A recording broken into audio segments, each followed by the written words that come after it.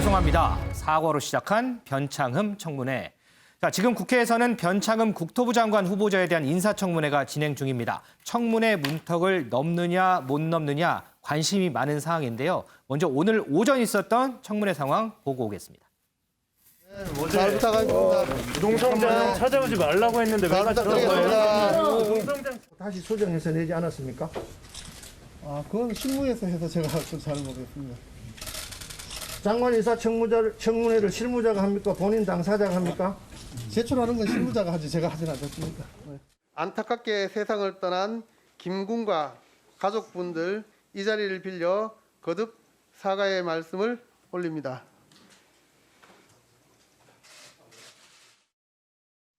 이상원 기자, 지금 영상 보니까 뭐 분위기는 그렇게 좋아 보이진 않아요. 이 외에도 뭐 어떤 얘기들이 좀 나왔어요?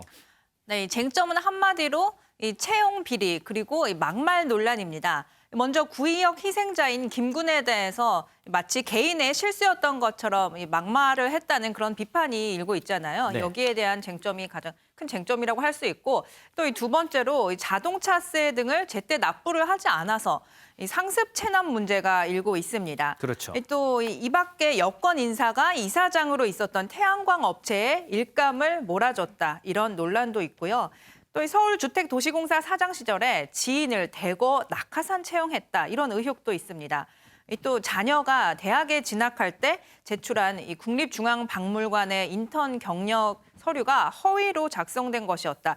이런 의혹도 제기가 된 상황입니다.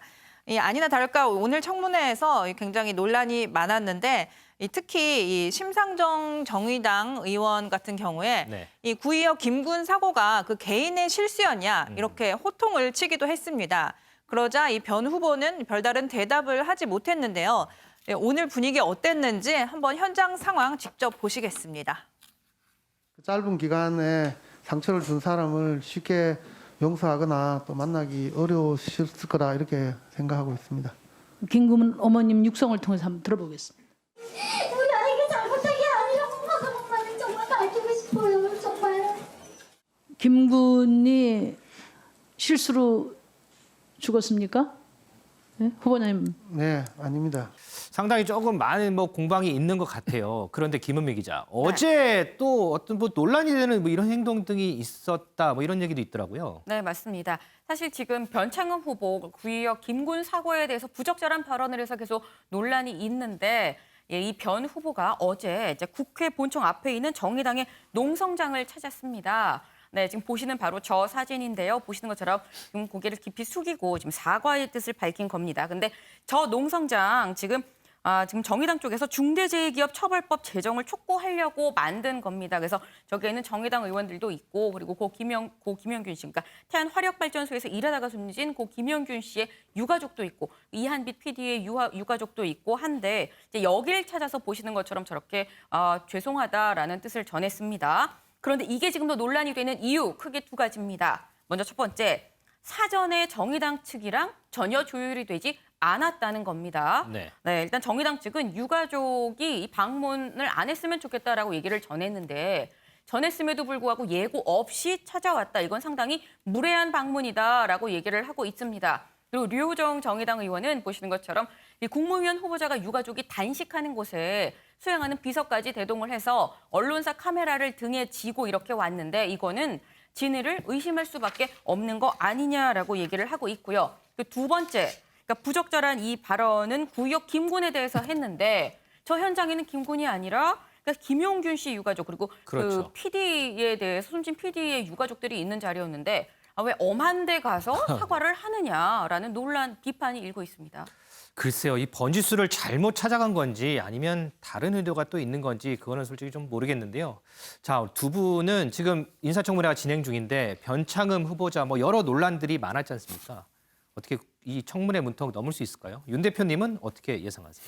뭐 문재인 대통령이 청문회 결과랑 상관없이 뭐 임명을 그동안 했기 때문에 할 가능성이 높다고 보지만은 저는 여러 가지 지금 나온 것만 봐도 좀 자질이 없지 않느냐 이런 생각이 들어요. 본인이 뭐 막말을 했다든지 또 여러 가지 채용 비리라든지 뭐 여러 가지 너무 건수가 많아서 할 수 있겠느냐 좀 이런 생각이 들고 정의당도 데스노트인데 정의당도 지금 반대한다고 했거든요. 네. 그리고 또 문제는 그동안에 저 김현미 장관이 있을 때 부동산 대책이 24번 나왔잖아. 다 그렇죠. 실패 돌아와서 지금 다시 리셋을 해야 되는데 이 변창흠 후보자가 제일 중요한 부동산 정책에 대해서 과거 박근혜 정부의 잘못이다. 저금리 탓이다.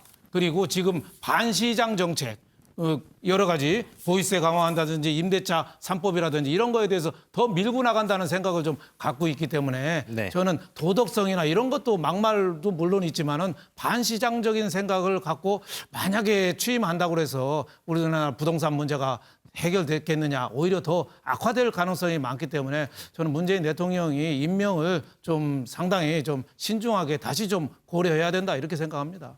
우리 배 교수님은 어떻게 예상하세요?